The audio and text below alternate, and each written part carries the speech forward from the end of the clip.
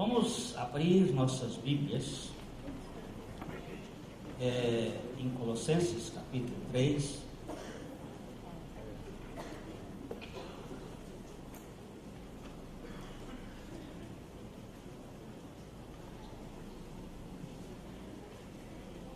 Versos, vamos ler 12, 13 e 14.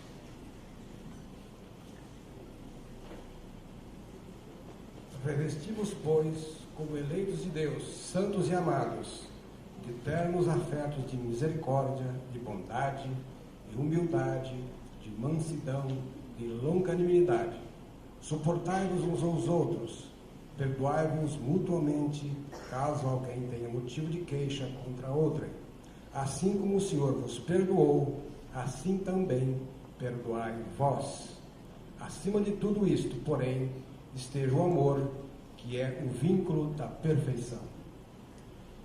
Nós rogamos, Pai, o Senhor, a sua infinita misericórdia e graça, desobstruas os nossos pensamentos, os nossos ouvidos, para que nós possamos ouvir a Tua palavra,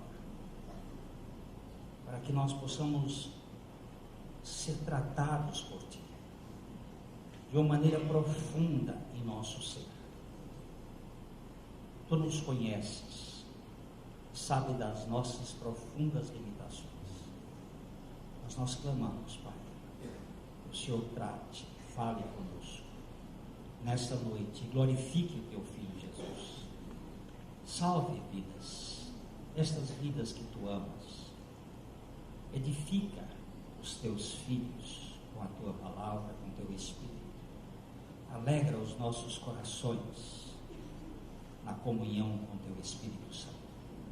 Nós oramos agradecidos em nome de Jesus. Amém. E perdoai-vos. E perdoai-vos. E perdoai-vos. É insistente esse assunto. Nós estamos há vários domingos tentando ruminar um pouco mais, meditar nesta realidade. Por quê? Porque as mágoas, os ressentimentos, as amarguras, elas corroem a vida, elas nos sufocam, elas nos matam, elas nos adoecem. E há uma história de raízes profundas neste campo, às vezes até familiar e nacional. Povos inteiros que ficaram infestados por uma raiz de amargura. Uma raiz de amargura. Eu vou pegar hoje, se o Senhor assim permitir, até um pedaço, porque nós vamos... É um assunto que nós precisamos aprofundar um pouco mais. Vamos pegar inicialmente o Hebreus capítulo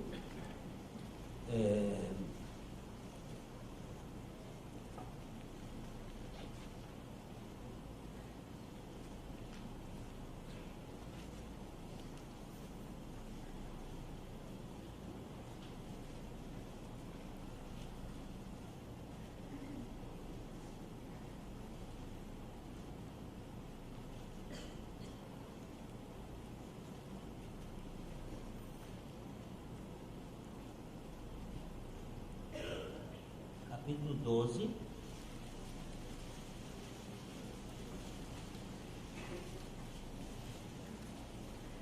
vamos ler aqui a partir do verso 14.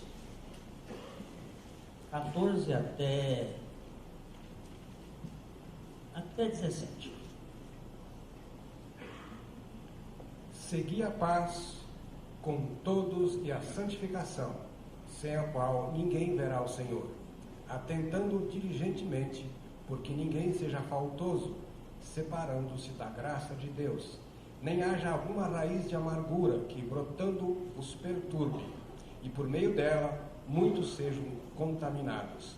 Nem haja algum impuro ou profano, como foi Esaú, o qual, por um repasto, vendeu o seu direito de primogenitura. Pois sabeis também que, posteriormente, querendo herdar a bênção, foi rejeitado, pois não achou lugar de arrependimento, embora com lágrimas o tivesse buscado. Pega esse pontinho aqui. Aqui ele está dizendo que este homem, Esaú, ele vendeu o seu direito de primogenitura. Está ligado isto a uma raiz de amargura.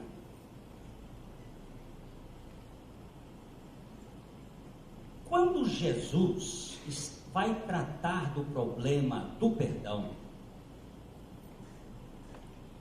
ele trata esse problema por causa de relacionamentos. Vamos para o capítulo 18 de Mateus, e ali nós vamos ver Pedro querendo saber quantas vezes você deve perdoar uma pessoa. Capítulo 18, verso 21. Então Pedro, aproximando-se, lhe perguntou: Senhor, até quantas vezes meu irmão pecará contra mim, que eu lhe perdoe? Até 7 vezes? Pedro, ele entrou no contexto de Caim, lembra-se? Nós já falamos isso aqui. Caim disse que se alguém, Deus disse para Caim que se alguém o vingasse, seria vingado 7 vezes. E Lameque, que é descendente de Caim, disse que se fosse com ele, teria que ser 70 vezes 7. Então Jesus foi buscar a matemática da Bíblia, que está lá no capítulo 4 de Gênesis. Essa matemática não é 7. O perdão que seria dado a Caim 7 gerações. Mas o perdão que seria dado a Lameque, Lameque foi aquele que feriu um porque pisou no pé dele. Era uma pessoa bruta. E Deus estabelece agora um padrão do perdão dos 70 vezes 7. A questão de Pedro foi diante dos rabinos. No ensino rabínico, você podia perdoar uma pessoa até 3 vezes pela mesma falta. Além disso, não. Uma pessoa falhava uma vez, você perdoava, falhava a mesma falta a segunda vez, você perdoava, falhava a mesma falta a terceira vez, você perdoava, daí para frente, ninguém é sangue de barata. Então você não precisava perdoar mais. E Pedro disse assim: ora, se Caim era para naquele número lá de 7 vezes, quem sabe 7 está bom, Jesus? Dobrou e deu mais uma de lambuja. E Jesus responde como no verso 22. Respondeu-lhe Jesus: não te digo que até 7 vezes, mas até 70 vezes 7. E agora? O evangelista Lucas, quando faz este conceito, ele diz que é 70 vezes 7, às vezes, ao dia. Ao dia. Aí Jesus começa a falar do perdão. Vamos para aqui para o versículo seguinte, verso 23. Por isso, o reino dos céus é semelhante a um rei que resolveu ajustar contas com os seus servos. E, passando a fazê-lo, trouxeram-lhe um que lhe devia 10.000 talentos. Não tendo ele, porém, com que pagar, ordenou o Senhor que fosse vendido ele, a mulher, os filhos e tudo quanto possuía, e que a dívida fosse paga. Então, o servo, prostrando-se reverente, rogou: "Sê paciente comigo, e tudo te pagarei." E o senhor daquele servo, compadecendo-se, mandou-o embora e perdoou-lhe a dívida. Saindo, porém, aquele servo, encontrou um dos seus conservos, que lhe devia 100 denários, e, agarrando-o, o sufocava, dizendo: "Paga-me o que me deves." Então, o seu conservo, caindo-lhe aos pés, lhe implorava: "Sê paciente comigo e te pagarei." Ele, entretanto, não quis. Antes, indo-se, o lançou na prisão, até que saltasse a dívida. Vendo os seus companheiros o que se havia passado, entristeceram-se muito e foram relatar ao seu senhor tudo o que acontecera. Então o seu senhor, chamando-o, lhe disse: "Servo malvado, perdoei-te aquela dívida toda porque me suplicaste. Não devias tu igualmente compadecer-se do seu conservo, como também eu me compadeci de ti?" E, indignando-se, o seu senhor o entregou aos verdugos, até que lhe pagasse toda a dívida. Assim também meu Pai Celeste vos fará, se do íntimo não perdoardes cada um a seu irmão. Jesus agora pegou uma coisa aqui que tem contexto. Assim como o número 7 e o número 70 vezes 7 tem contexto, esse número tem contexto. Esse número fala de uma época em que o povo de Israel estava na Babilônia. Ele tinha ido, aproveita e tira a tampa aqui. Tinha ido para a Babilônia por causa dos seus pecados de idolatria. O povo tinha se tornado idólatra, adorava bezerro de ouro, adorava pau, adorava pedra, adorava árvores, tinha se tornado idólatra.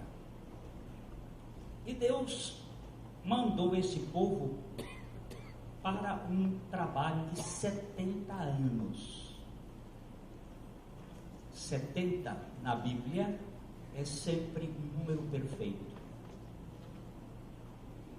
E é um número que envolve um trabalho.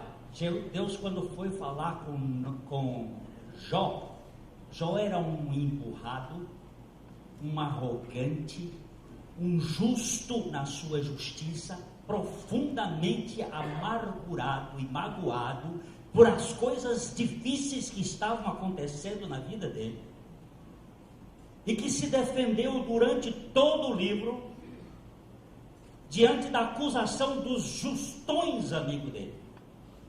Porque se é uma coisa que um justo não suporta, é que outro justo o acuse.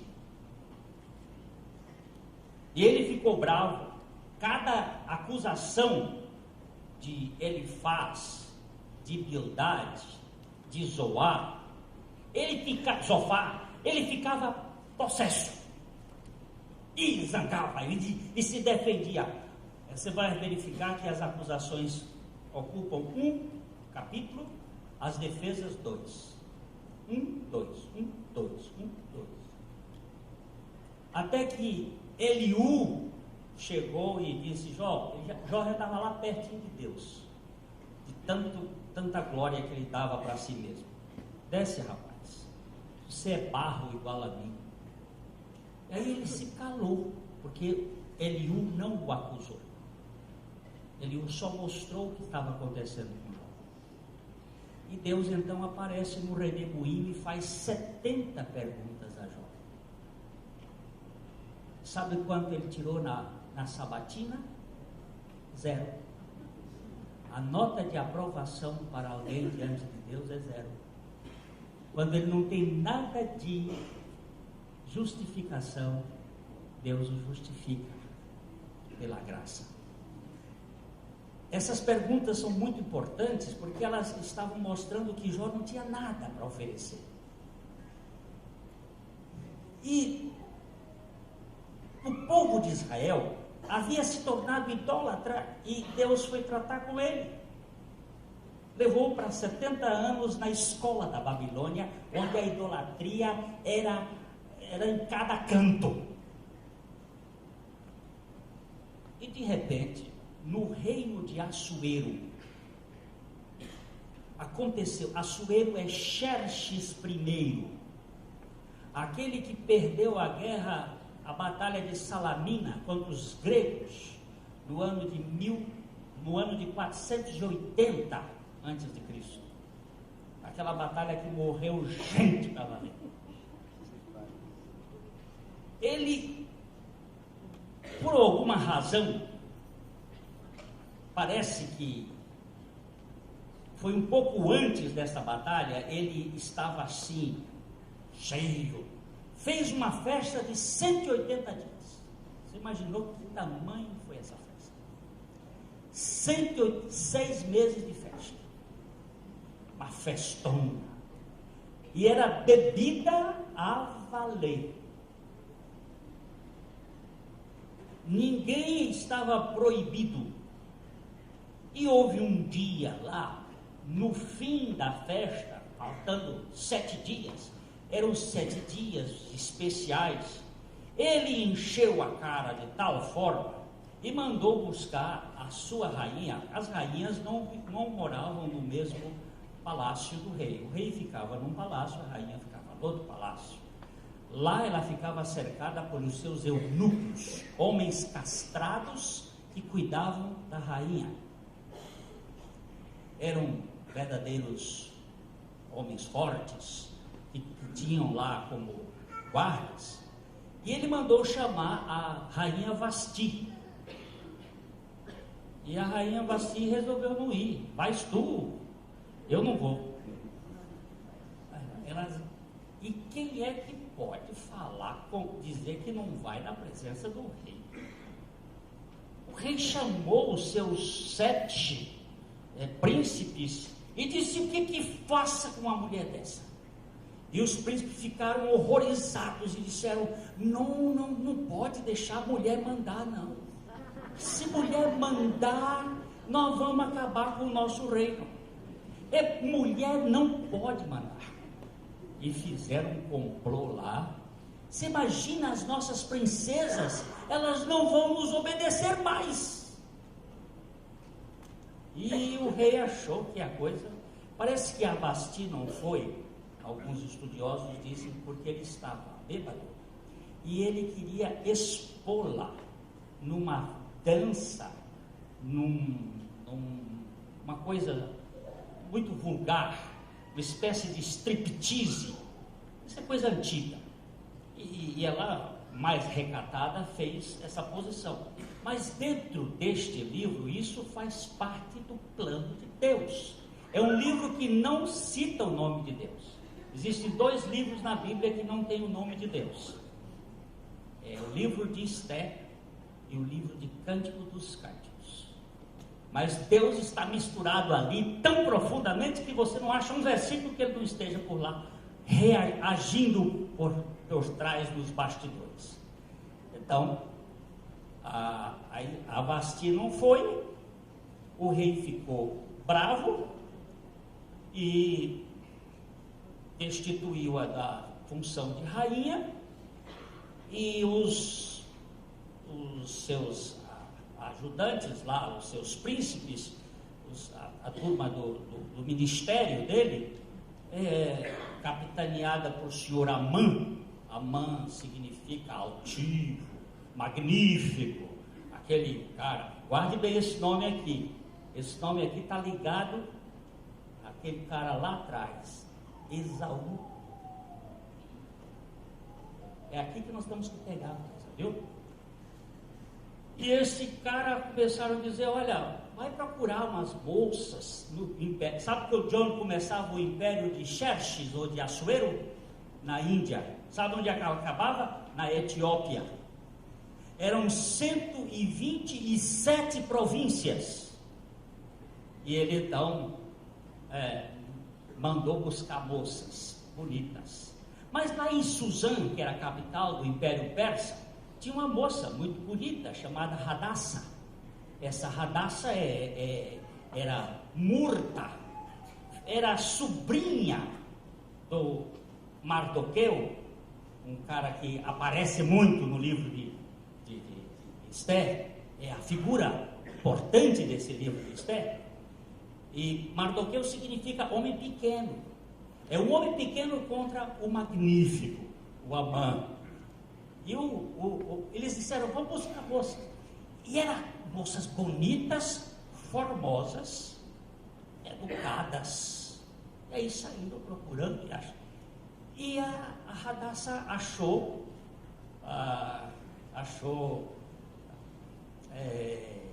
favor no coração de um dos eunucos, Hagé, que cuidou dela, levou um ano passando óleo, tratando da pele da Esther, arrumando a Esther esteticamente, cuidando dos detalhes, para ela se apresentar ao rei. E quando o rei viu a Esther, ele ficou realmente, essa é a mulher.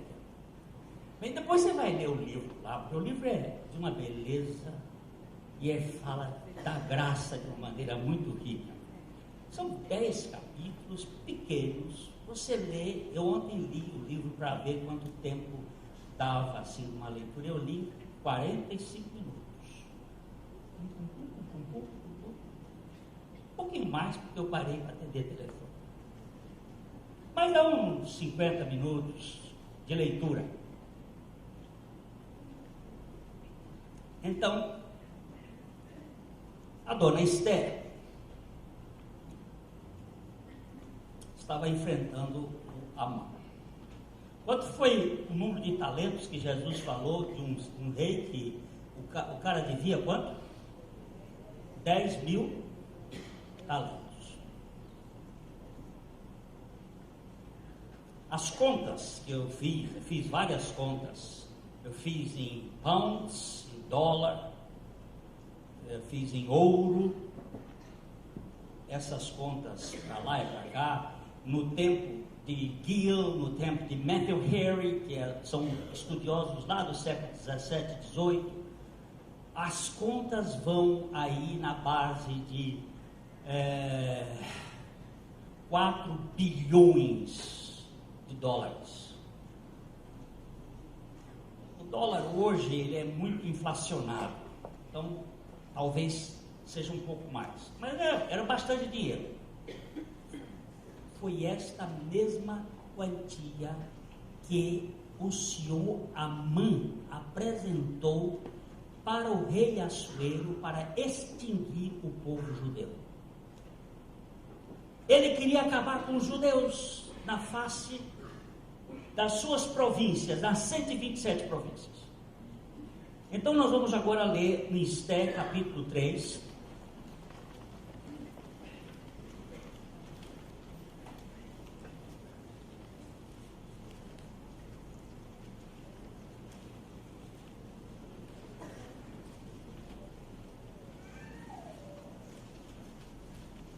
Versículo 9, 10 e 11.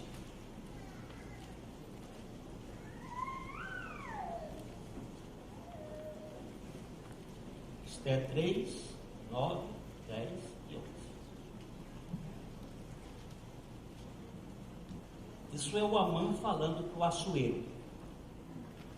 Se bem parecer ao rei, decrete-se que sejam mortos, e nas próprias mãos dos que executarem a obra, eu pesarei 10.000 talentos de prata, para que entrem nos tesouros do rei. Então o rei tirou da mão o seu anel, deu-o a Amã, filho de Hamedata, Agagita, adversário dos judeus. E lhe disse: essa prata seja tua, como também este povo, para fazeres dele o que melhor for do teu agrado. Quando o Amã descobriu que Mardoquai, ou Mardoqueu, era judeu, ele disse: eu tenho um plano, eu vou acabar com a raça judaica. Então ele vai e diz o seguinte: olha, o senhor rei, nós vamos fazer um trabalho, de Pur. O que é Pur? Pur é sorte. Daí vocês vão estudar a festa de Purim, que aparece para os judeus, eles fazem aquela festa. Pur. Vamos fazer sorte durante um ano, todos os meses, nos dias 14 e 15, e ver para onde a sorte vai cair. Isso tudo é coisa de astrologia. E daqui um ano nós vamos matar todos os judeus que estão na face desse teu reino. E o rei disse: olha, e vai entrar 10 talentos de prata, 10.000 talentos de prata. Um talento pesa 36 quilos. 10.000 talentos de prata, é uma fortuna. A prata persa, lembre-se da Pérsia, era a grande, até hoje, a prata pérsia é a riqueza. Prata lembra sempre redenção.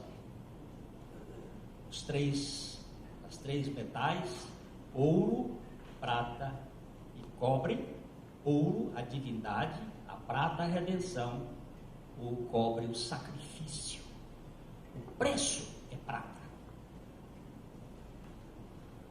Então ele faz e disse ao rei: se bem parecer ao rei, decrete que sejam mortos, e nas próprias mãos dos que executarem a obra, eu pesarei 10.000 talentos de prata, para que entre no tesouro do rei. E o rei disse: eu não quero esse dinheiro fica para você. Então o rei tirou o anel do dedo, o anel do rei que selava, uma carta selada pelo rei dos Medas e Persas, significa irrevogável. Tanto é que esse processo, esta ordem foi irrevogável. Só que Deus mudou a história. Depois você vai ler. Estou deixando aqui com gostinho para você ler depois. Agora, Jesus está pegando este número. Que número é este? Vamos ler o verso...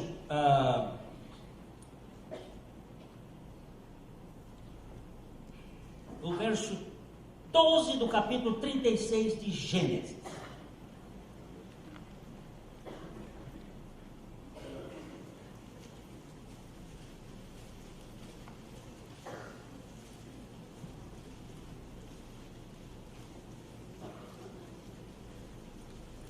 Tímina era concubina de Elifaz, filho de Esaú, e teve de Elifaz a Amaleque. São estes os filhos de Ada, mulher de Esaú. Presta atenção nesse cara que aparece aí, Amaleque. Filho de quem? Esaú. Esaú é quem? Irmão de Jacó. O que aconteceu com Esaú? Vendeu a primogenitura. Mas vendeu por causa de quê? Porque ele era profano. E ele ficou com o que no coração dele? Raiz de amargura. E a raiz de amargura faz o quê? Contamina. Contamina e pega em todos. Guarde esse outro nome aqui. Você, na leitura que o irmão Dorival fez, ele falou assim: então o rei tirou da mão o seu anel e deu a Amã, filho de Hamedata, Agagita.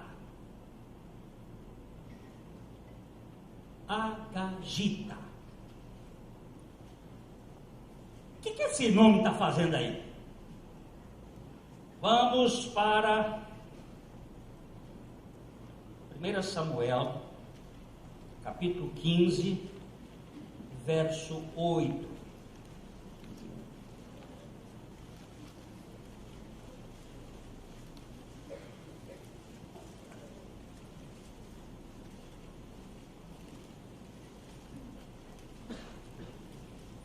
Tomou vivo a Agag, rei dos Amalequitas, porém a todo o povo destruiu a fio de espada.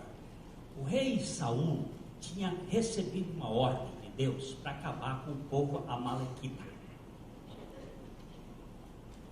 Mas o rei preservou este Agag, o rei Agag.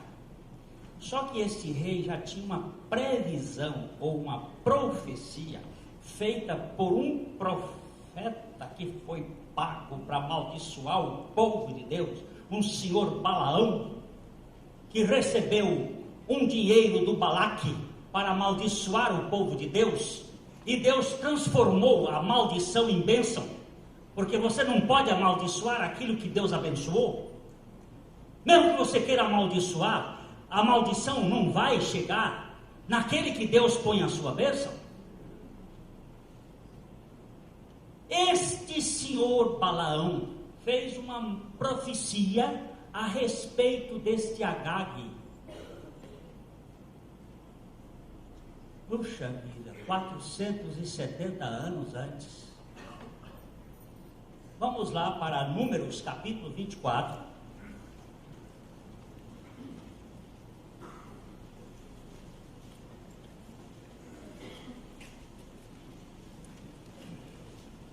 Amaleque é descendente de Esaú.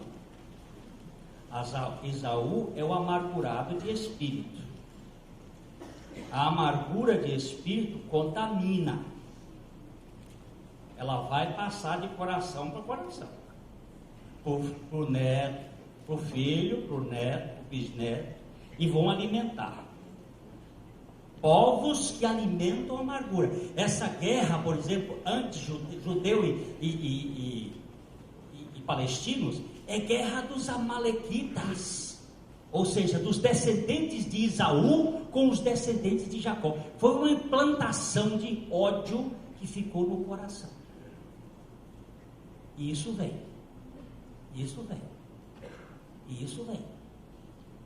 Alimentado. E você alimenta. E aquilo vai crescendo. Nós estamos aonde? No texto que vamos ler agora? Números 24. Vamos ler o verso 43. Não, peraí. Vamos ler o verso, era 14, 43. Vamos ler o verso 7. Águas manarão de seus baldes, e as suas sementeiras terão águas abundantes. O seu rei se levantará mais do que Agag, e o seu reino será exaltado. Bom, presta atenção aqui. Ele está falando do rei de Israel, que seria exaltado. Israel não tinha rei. Era um povo que estava no deserto. E Balaão está dizendo, o seu rei, que foi Saul, será mais exaltado do que Agag. Que a terra do povo de Deus seria uma terra de muita prosperidade. E que ele seria exaltado mais do que Agag. Essa é a primeira vez que esse Agag aparece gaguejando aqui. Veja o verso 20, do 24. Viu Balaão a Amaleque, proferiu a sua palavra e disse: Amaleque é o primeiro das nações, porém o seu fim será destruição. Viu os queneus. Vai parar que isso aí já serve para nós. Amaleque era a primeira das nações. Foi o primeiro povo que lutou contra o judeu na saída lá em Refidim. Eles lutaram contra os judeus. E eles impediram que o povo... É muito interessante você depois estudar isso. Eles impediram que o povo passasse pelo território deles. Era um povo aguerrido, porque tinha amargura de espírito. Porém, lembra-se que Saul preservou Agag, não o matou, mas Samuel não aceitou isso. Vamos voltar para Samuel, 1 Samuel capítulo 15, verso 33.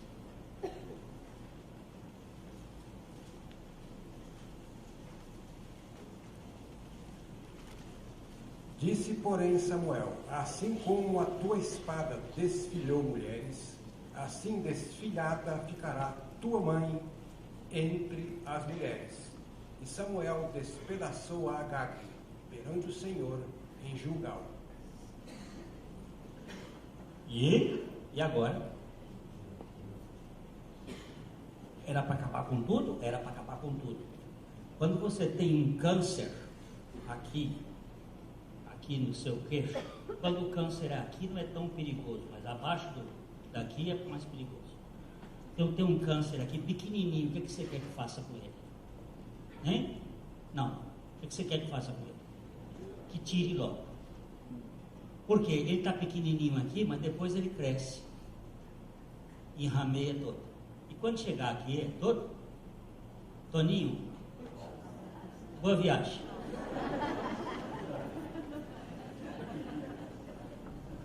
Havia um câncer em Israel. Deus disse: tira esse câncer. Aquele que quer ser o primeiro, aquele que quer ser o maior, aquele que quer ser. Mas sobrou um. Ele chamava-se Amã, o Agagita, descendente de Agag, segundo Flávio Joséfos, historiador judaico. Esse Agagita é que queria acabar com o povo de Deus.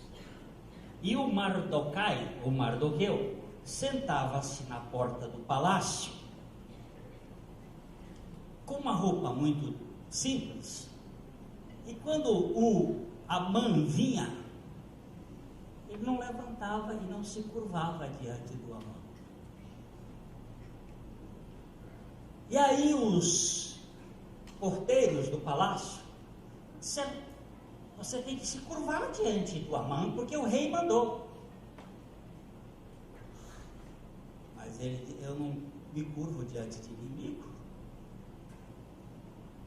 Ele já sabia quem era esse Amã.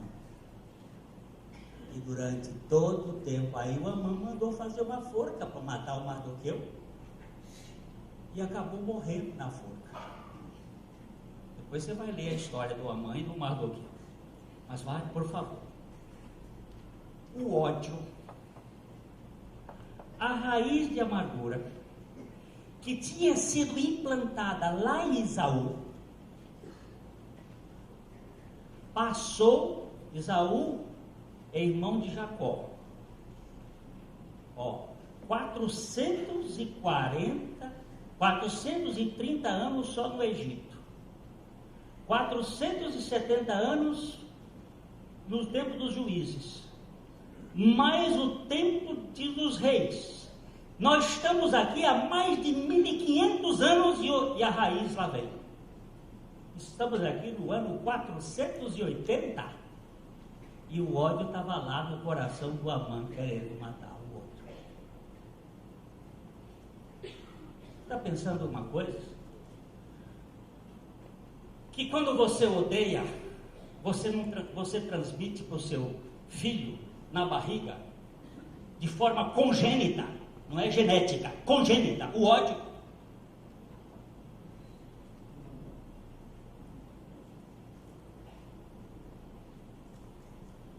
E aquilo fica, e você fica na casa conversando de raiva, o que vai ficar? E você fica conversando de ódio, o que vai ficar? E aquele negócio vem, e vem, e vem, e vem, e vem. Aí Jesus diz assim, ó, um rei resolveu prestar contas com um servo que ele devia 4 bilhões de dólares. 10.000 talentos. Mas este cara tinha que vender tudo para poder pagar e não ia pagar. Ele tinha que vender ele, a mulher, os filhos, os bens e tudo, e ele não saldava a conta.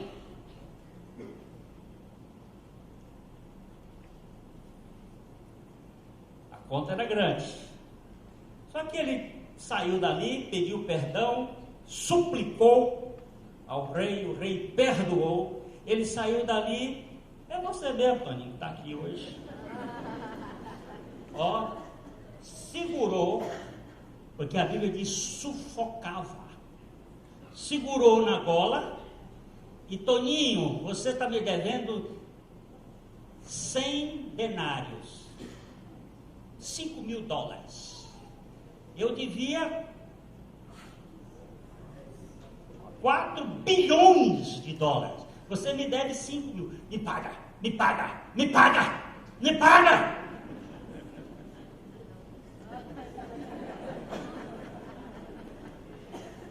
E não quis perdoar. Ele foi perdoado, mas ele não quis perdoar. Jesus está pegando o contexto do povo de Israel. Sabe por quê? Era próximo da festa de Purim, quando Jesus falou essas coisas. Era a festa da libertação do povo. Diz assim, vocês ainda não perdoaram os 10.000 talentos, e eu agora vim, e vocês estão virando-se contra mim, que só me devem 100 reais, 100 denários. O contexto é com Cristo e a raça judaica. E agora vai daqui para você e para mim. Quanto foi que Jesus pagou pela sua conta? Para você, para a sua família, para os seus descendentes? Porque crê no Senhor Jesus Cristo e será salvo, tu e a tua casa. Por quanto foi que ele pagou? 30 moedas de prata. Foi o preço que pagaram por ele. O preço de um escravo barato. Para você ser escravo da amargura? Para você viver ressentidinho ou ressentidinha porque alguém lhe deu um pisão no pé?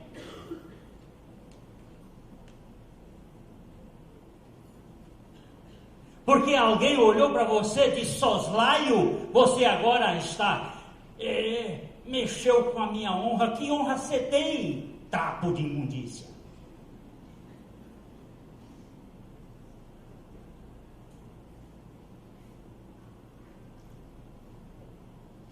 Prisioneiro eterno de ressentimento.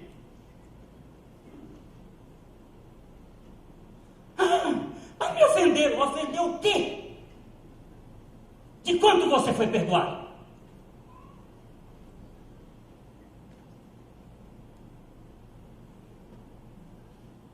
Para de bobagem.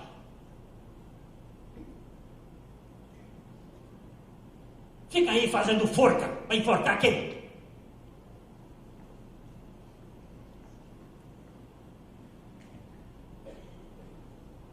Perdão, mas não esqueço.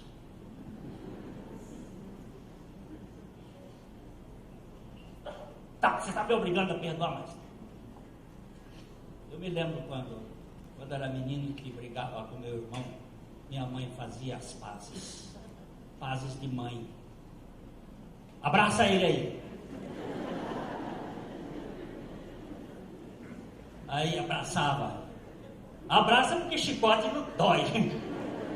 Né? Abraçava. Aí depois dizia: perdoa ele. Perdoa? Perdoa. Você me paga. Está que depois você me paga. Que conversa de perdão no sopapo.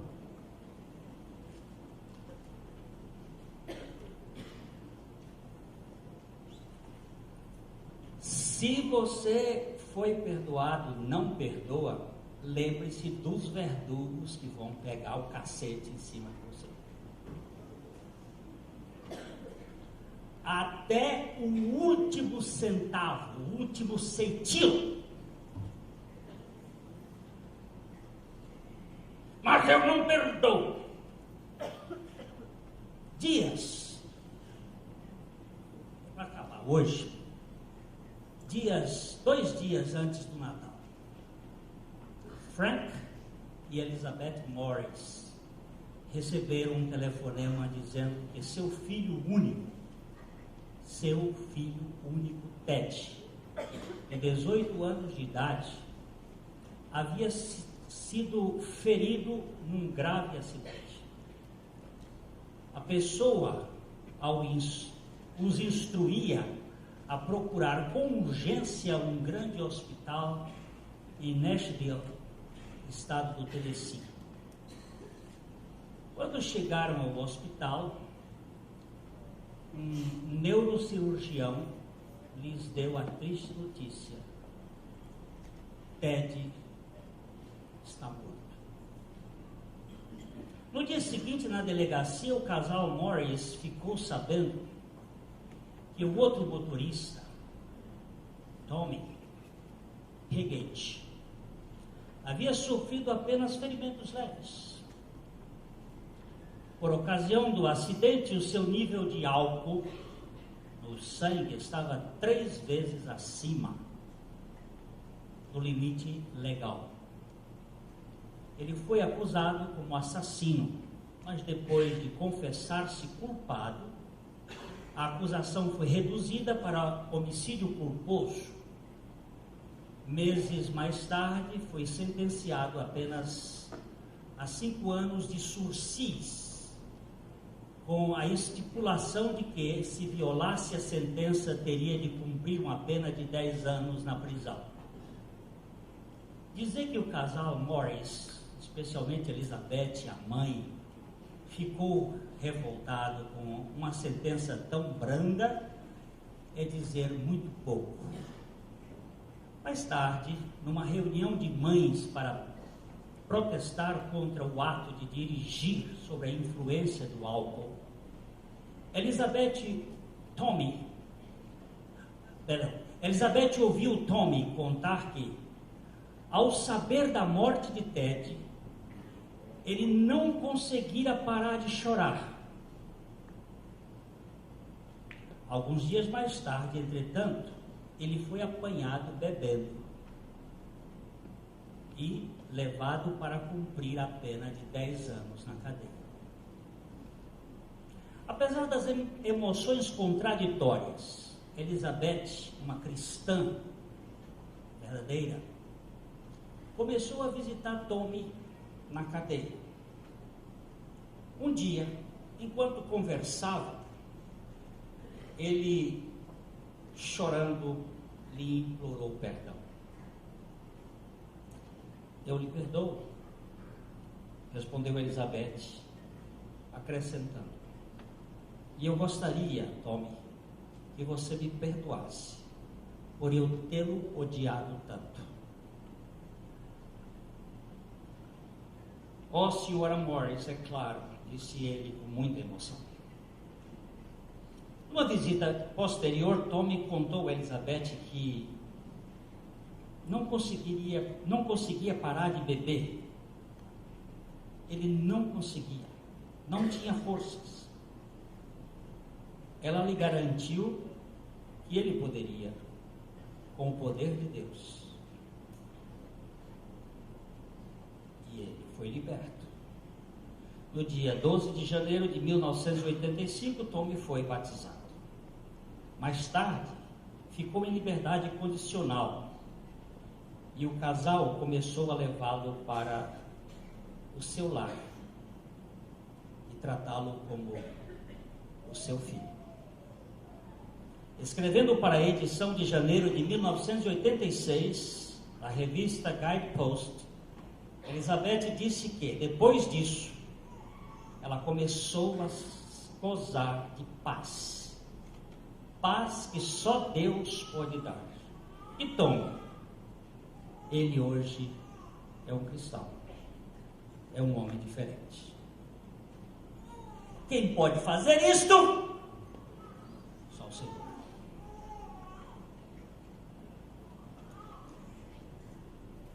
Isto é uma perda. Mas há muitos casais que estão ofendidos aqui dentro dessa sala, magoados por palavras que foram ditas. Há uns anos atrás, num casamento aqui nesta sala, eu terminei o casamento.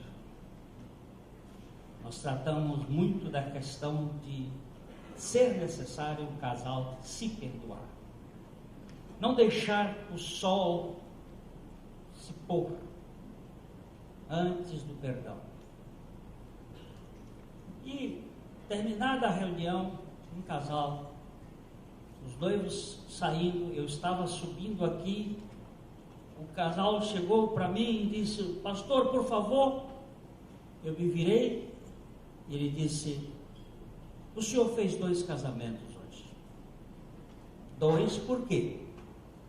Porque o senhor fez dos noivos e fez o nosso. Como assim?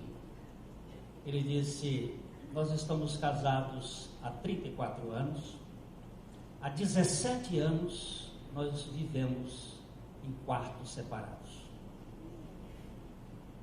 Estamos juntos por causa de filhos e de herança e de sociedade. E hoje nós viemos aqui na farsa da sociedade, porque somos parentes do noivo e viemos aqui na aparência. Parece que a gente está bem, mas era um problema sério. Mas quando o senhor começou a falar ali sobre perdão, algo me tocou profundamente. E eu virei-me para ela e disse: mulher, você me perdoa por tudo que eu já lhe fiz? Pastor, eu disse isso com toda a sinceridade do meu coração naquele momento. Ela olhou para mim com os olhos cheios de lágrimas e disse: e você me perdoa por tudo? Pastor, a festa vai ser lá no buffet tal, mas nós não vamos para a festa que faz 17 anos que nós não temos lua de mel. Vão em paz com Deus, o Senhor me dê calma.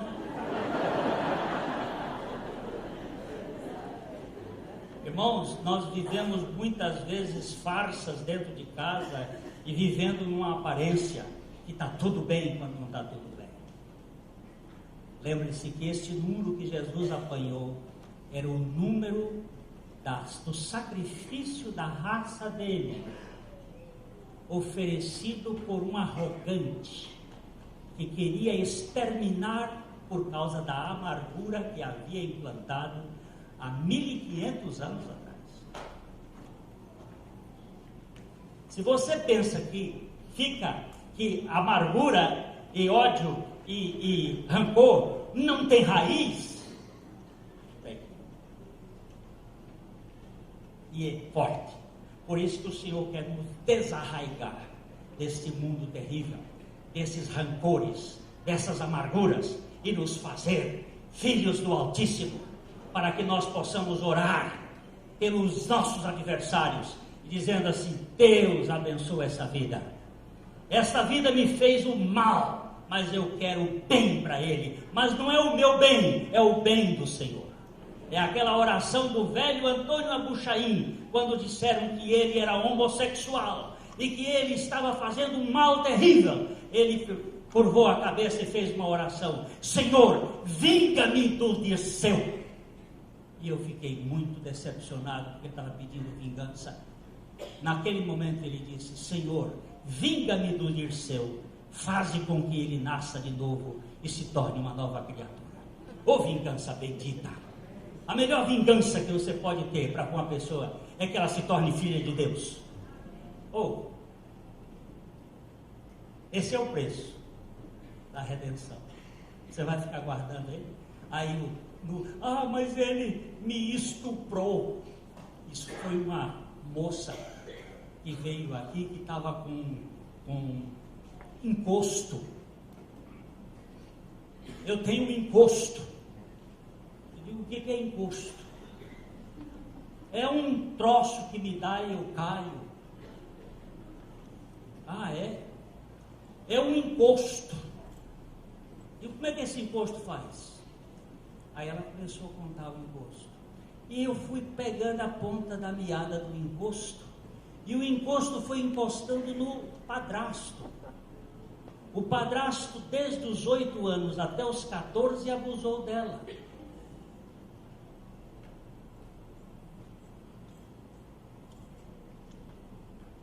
E quando ela foi dizer para a mãe disse: você é uma e quer acabar com o meu casamento.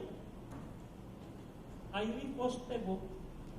E é a amargura, é o ressentimento, é o não perdão. E ali dentro daquele buraco ali, aquele gabinete, essa moça encostada, eu disse: você não será liberta desse encosto enquanto você não perdoar o seu padrasto. Eu não consigo! Eu digo: então. Aí nós fomos tratar. Você não consegue, mas você pode perdoar com o perdão de Jesus. Eu não posso comprar o avião do Lula, o Aerolula.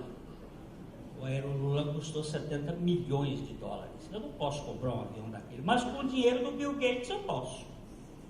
Eu não posso perdoar, mas com o perdão de Jesus eu posso.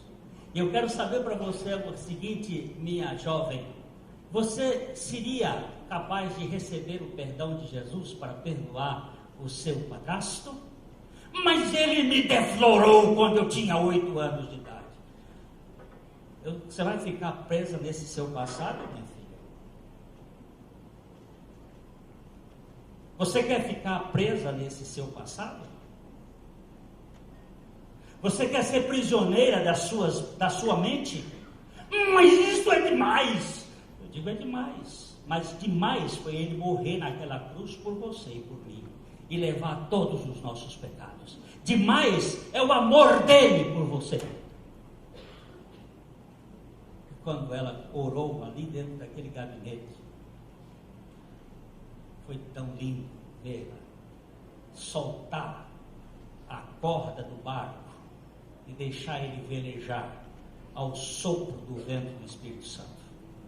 Bom, você não tem que viver refém das suas amarguras. Mas você não sabe. Sei. Você não sabe o que eu sei.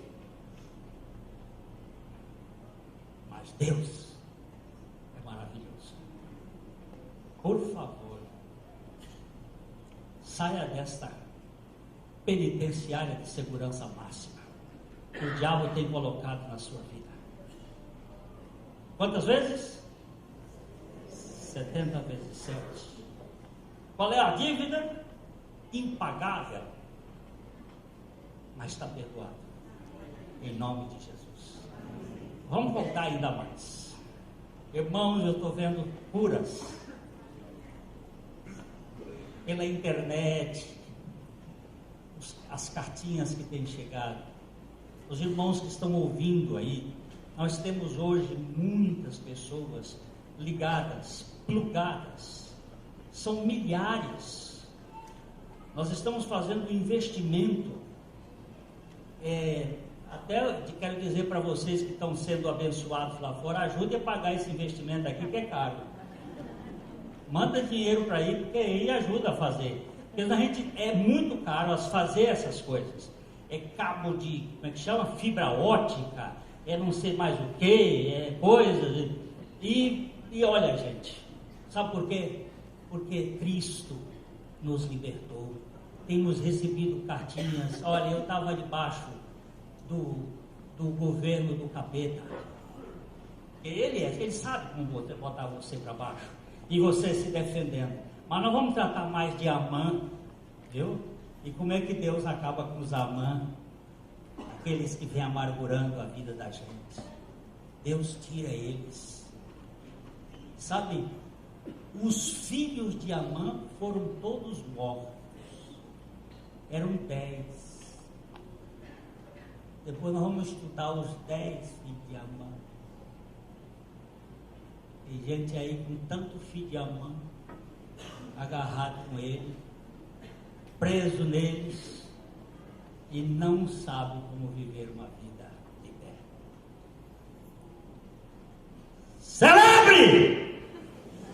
Ai. Agora foi, né? Viva como bezerro que foi solto da estribaria. Você já viu como é que ele faz?